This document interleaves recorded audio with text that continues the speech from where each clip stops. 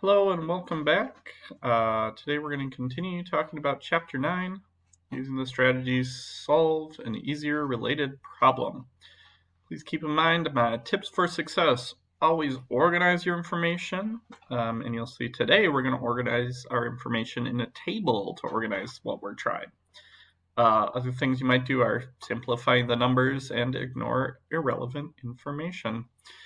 So a few math terms we need to review here before we do the problem. First, what does it mean to be a divisor of a number? What it means to be a divisor is that it's a number that divides something evenly. For example, what are all the divisors of 15? We can think about divisors as being factors of the number. So like if you think about factor pairs, you can make 15 by doing 1 times 15 or 3 times 5, so all the divisors are 1, 3, 5, and 15. Another term that we're going to use in today's problem is reciprocal. What is the reciprocal of a number? One way to think about it is it's what you get when you flip the number. So like 2/3 becomes 3/2, so 3/2 is the reciprocal of 2/3. But let's look at an example here with a whole number. What's the reciprocal of 15? So if you flip 15, you have to start by imagining 15 is 15 over 1. So when you flip it, the reciprocal of 15 is 1 over 15. So we're going to use both divisors and reciprocals in today's, or in this example here. So here is the question we're going to answer. The information we're given is that the divisors of 360 add up to 1,170. Notice they didn't give us a list of all the divisors, but that's what they all add up to. I will tell you that there are a lot of divisors of 360. So it would take a long time to list them all, or to find them all.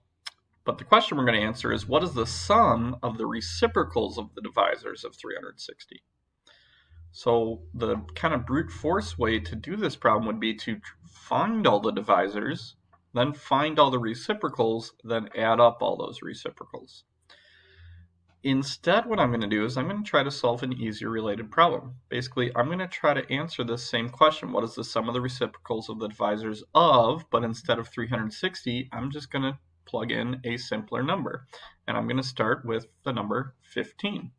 So first, I'm going to find all the divisors of 15, which we already talked about on the previous slide, are those four numbers. There's all the numbers, the factor pairs, or the factors, divisors of 15. Next, it says the sum of the reciprocals of the divisors. I'm going to add all these up. 15 plus 5 plus 3 plus 1 is 24. Then I'm going to identify all the reciprocals of the divisors. The reciprocal of 1 would be 1 over 1, which is still just 1. The reciprocal of 3 is 1/3, the reciprocal of 5 is 1/5, and the reciprocal of 15 is 1/15. I then am going to find the sum of those reciprocals. So I'm going to add all of those up. And when you add all those up, you get 24/15, which is not a very special number on its own, but if you look back to the number we started with, you can see that this 15 here is the same number as this denominator right here, and it actually turns out this numerator is the same as this number right here. So let's try that again with another simpler number than 360. What are the divisors of 24? Well, that's 1 times 24, 2 times 12, 3 times 8, 4 times 6, 5, nope.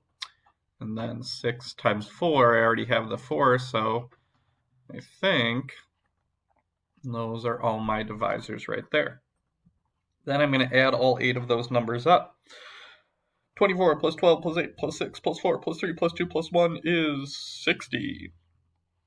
Then I list all the reciprocals of all those divisors. The reciprocal of 1 is 1 over 1, which is just 1. The reciprocal of 2 is 1/2, and then 1/3, and then 1 over 4, 1/6, 1/8, 1/12, and 1/24. Those are all the reciprocals. And then I need to add up all these fractions. Well, to do that, just like last time, I guess I didn't show this, but your calculator, very useful. Basically, I already prepared this one. I just type in all those added together. Press enter. There you go, 2.5. But I'm going to write my answer as a fraction, so I'm going to turn this back into a fraction by hitting MathFrac, and I get 5 over 2, which isn't really related to any of these previous numbers. For this one definitely was, so what's going on here? Well, what I'm going to do here is I'm going to actually scale this fraction back up. Basically, I'm going to like unsimplify it because this is the simplified answer. This is actually equal. If I multiply both the top and bottom by 12, you can see that this is equal to 60 over 24, which is this number over this number. So we're noticing a pattern here. And so far, both of these attempts, I've noticed that the sum of the reciprocals of the divisors is always the sum of the divisors divided by the number. And I'm just going to confirm that with one more example. I'm going to choose another smaller number. 10 has divisors 1, 2, 5, and 10. Add those up and you get 18.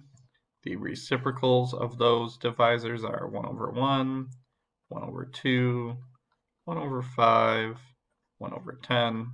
You can quickly have your calculator add those up and you get 9/5, which again isn't either of those numbers. However, if you scale that up by doubling the top and bottom, you get 18 over 10, which is this number divided by this number. So this pattern I'm always noticing here is this. The sum of the reciprocals is always the sum of the divisors over the number. So now I think we're ready to answer our original question. The sum of the reciprocals of the divisors of 360 will be the sum of the divisors over the number. Luckily, they told us the sum of the divisors in the original problem. Yay! So my answer here is just going to be the sum of the divisors, 1,170, over the number, 360. And that's it. Reminder for your homework, write out your explanation and use this strategy of solve an easier related problem, and then again, always include an explanation with your answer. And of course, send me any questions.